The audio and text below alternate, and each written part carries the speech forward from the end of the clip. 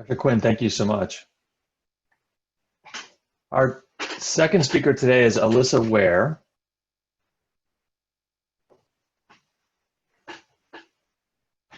Alyssa is a project director with Family Voices, working to improve access to education, medical services, and community supports for children with special healthcare needs. She's currently pursuing her PhD in social work at Catholic University with a research focus of autism diagnosis and treatment in the African American community. Ms. Ware, we're very grateful for you being with us today. Thank you, Bob, and thank you for inviting Family Voices. I am excited to be here. This is a really important topic and is right in line with some work that we're doing and just looking at what can be done around primary care. So thank you for the invitation. So Family Voices, just to kind of orient us to our organization and population, is a national family-led organization working to promote family professional partnerships at all levels of healthcare. We are a network of family-led organizations that are across the country. There are 59 family-to-family health information centers that comprise the all 50 states, territories, and tribal nations. And so with that, we bring a network of families that have diverse experiences that we rely on them as the people on the ground to really inform us of what's happening with families around primary care. And, you know, just in thinking about the definition, I think that, you know, it's something to strive to, but as the previous speaker said, it's not where we are. And it's not what families are experiencing. And so I'm going to spend a little bit of time talking about how families, especially families of children with special healthcare needs, experience primary care currently, where are the barriers, and then talking about what, you know, providing at least one recommendation of, you know, what can be done to help serve these families. So in looking at defining primary care for children and youth with special healthcare needs, or CYSHCN, so in looking at the definition, right, there are some key words. I'm a word person. I like words. I like to break things down into using those words. So there are a few things that stand out as far as the definition that was developed in 1996. So healthcare is a service, right? And so families are experiencing that, right? They see primary care as really this service delivery system that is providing well child care, where they're able to get developmental screenings and vaccinations for their children, where they can go and get referrals, especially that are insurance necessary through their insurance, and, you know, as a point of contact for some sick visits, depending on the concern. So that service delivery piece is happening for the most part. And I'm going to get into that in a little bit. But the other pieces that are involved in that definition are falling short.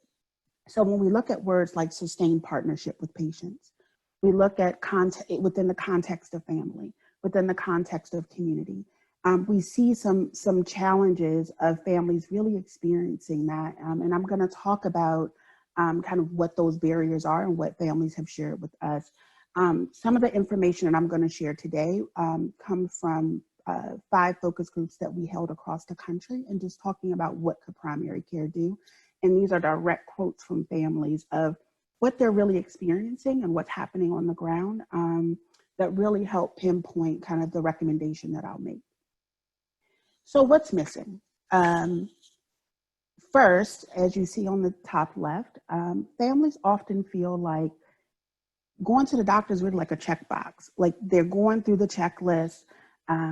They are, you know, getting through, but very little, there isn't that meaningful engagement that's happening. And so we really heard families talk about, one particular family member said, the doctor is checking off things on a paper, but not personalizing it to my child, and does not take environmental factors into account.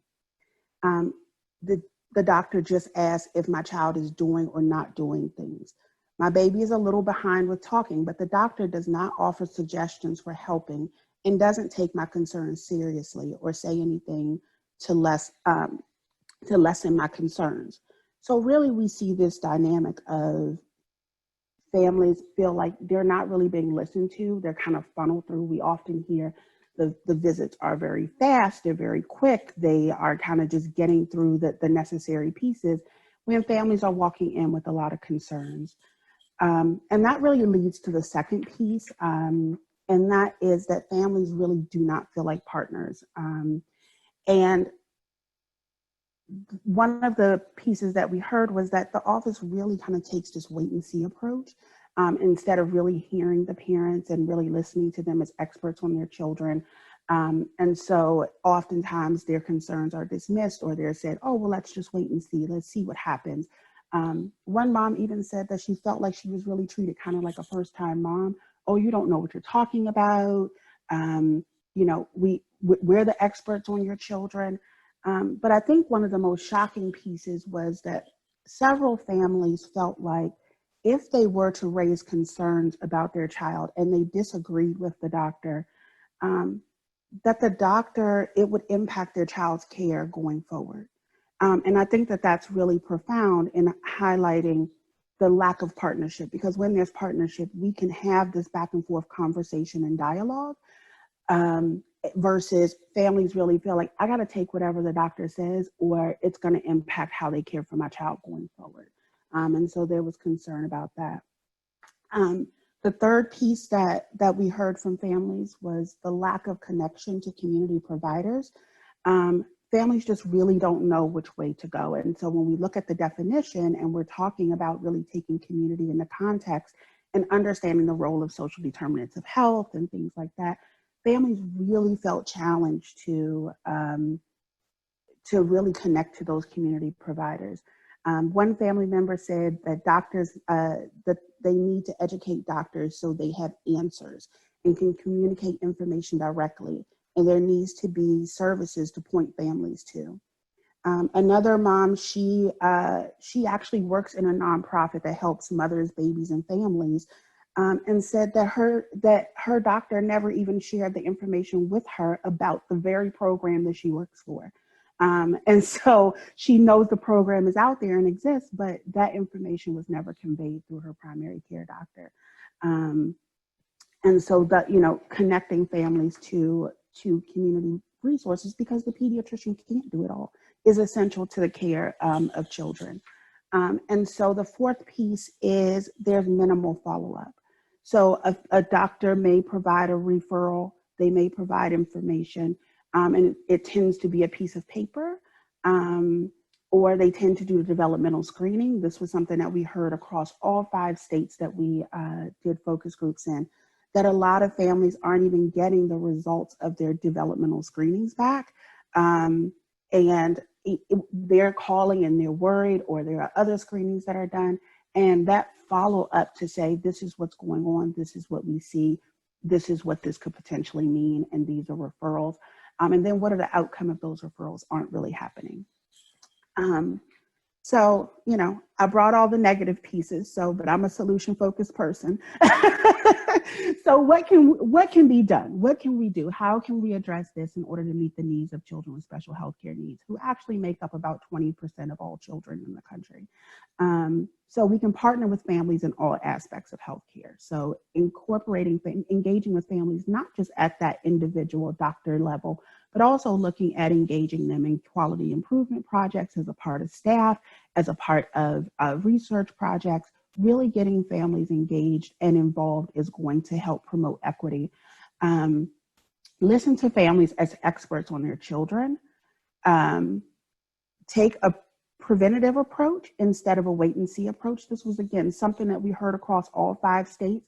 That is commonly echoed, that doctors are going, well, let's wait and see, let's wait and see. And we know that early childhood is really critical in preventing and addressing some childhood disorders. So also including family navigators, that was a big piece in helping to, one, it brings in people who have navigated this system for their children, and they understand the many barriers that exist, the programs that exist. You know, we heard from families that it often feels like once they know the information, they're responsible for sharing it out. There's kind of this word of mouth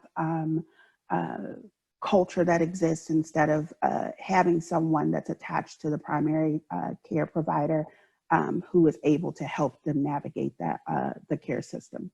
And establish systems that track parent health care provider engagement from screening to referral outcome.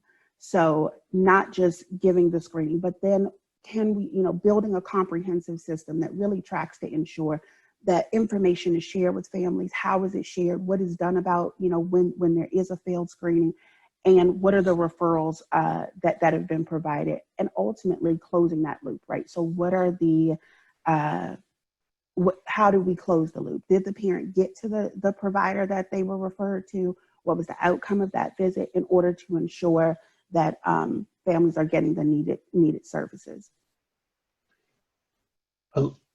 Alyssa, thank you. So Gwen and Alyssa both told us that patients aren't experiencing what we describe as good primary care, and you've gotten very specific with recommendations. This is really helpful. Thank you. Our next speaker is Amy Liebman.